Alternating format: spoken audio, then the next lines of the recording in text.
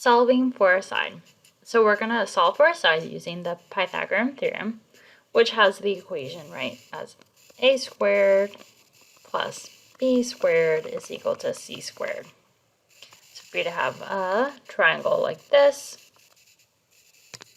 let's go ahead and redraw this. This would be our A, this is our B, this is our C. So what we're saying, right, is we're just going to go ahead and solve for any of these sides. So it could be A, B, or C. So let's go ahead and look at example 1. So below is a simple diagram of a ramp. So the height is 5 feet and the length is 12 feet.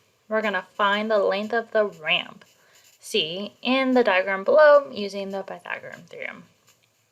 So if we can see, right, this is also labeled for us. If we had a ramp, we have a height of 5, the length, right, we said it was 12, and we're looking for C, the whole length of the ramp.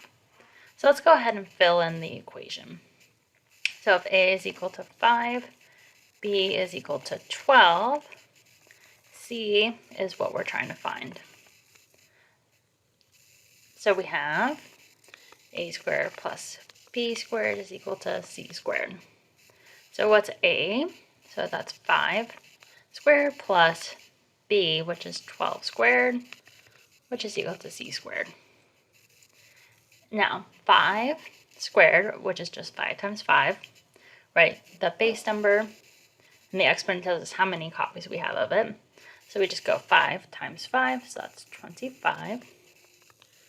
And then 12 squared is 12 times 12, which is 144.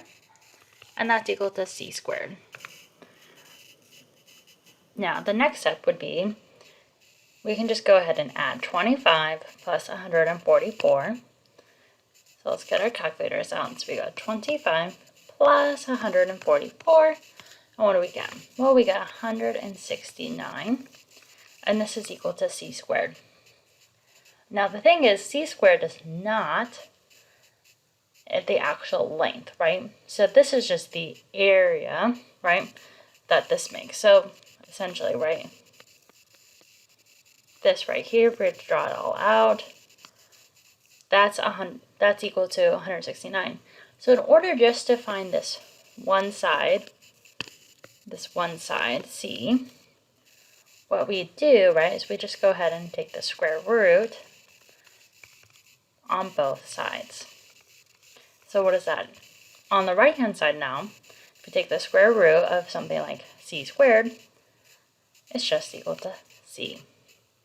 Now when we get our calculators out, now we take the square root of 169, so we have our 169, and then we see this button over here, we take the square root, and that's equal to 13.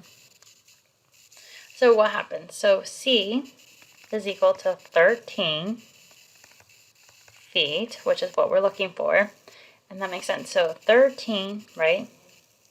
C is equal to 13, so that's how that works out. So now we know C is equal to 13. Now let's do the next example. So example 2, we're going to find the length of A in the diagram below using the Pythagorean Theorem. So what's we have A squared plus B squared equals C squared.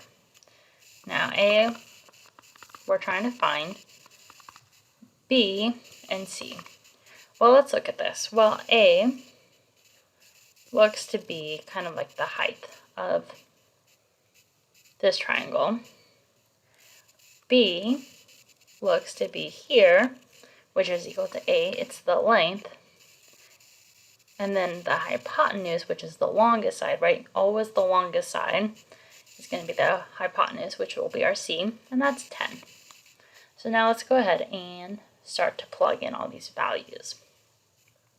Well, A squared, we still don't know what A is, plus B squared, so that's plus 8 squared equals then C squared, so that C is 10 squared. So now let's go ahead and solve for all these exponents. So a squared, which is just 8 times 8, is equal to 64. And then 10 times 10 squared is just 10 times 10, so that's 100.